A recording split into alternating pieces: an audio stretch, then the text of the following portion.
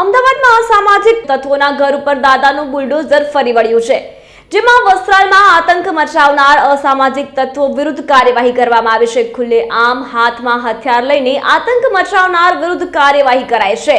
Ahmedabad municipal corporation અને પોલીસની સંયુક્ત કામગીરી હાથ ધરાઈ છે। અસામાજિક તત્વોમાં દાખલો બેસાડવા ફરી એકવાર દાદાનું બુલડોઝર અસામાજિક તત્વોના ઘર પર ફરી વળ્યું છે। પોલીસ કમિશનર GS મલિકે ડિમોલેશન કામગીરીનું નિરીક્ષણ કરવા ખુદ પહોંચ્યા હતા। વસ્ત્રાલ એરિયા છે એમાં એક પંકજ ભાવસાર અને એના માણસોએ અમુક ત્યાં જાહેર રોડ ઉપર તોડફોડ કરી છે। આજે પંકજ ભાવસાર છે હમણાં જ પાસામાં એનો પાસામાં જઈ આવ્યો છે અને સામેવાળા જે સંગ્રામ છે એ પણ પાસામાં જઈ આવ્યા છે। એ લોકોએ જાહેરમાં જે બળા એ ફેલાવવાની કોશિશ કરી છે એની અમે બહુ ગંભીર નોંધ લીધી છે અને પોલીસ ખૂબ જ કડક કાર્યવાહી એમાં કરી રહી છે।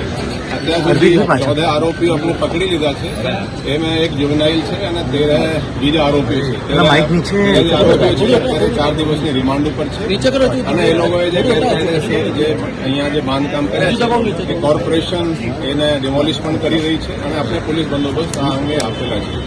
અને હું કહેવા માંગુ છું કે જે આ રીતેના જે શરારતી તત્વો કંઈ આ રીતે કૃત્ય કરશે, જો જાહેર રોડ ઉપર અને આ રીતેના જે ભય ફેલાવશે, પોલીસ એને બહુ કડક રીતે એ લોકો વિરુદ્ધ કાર્યવાહી કરશે।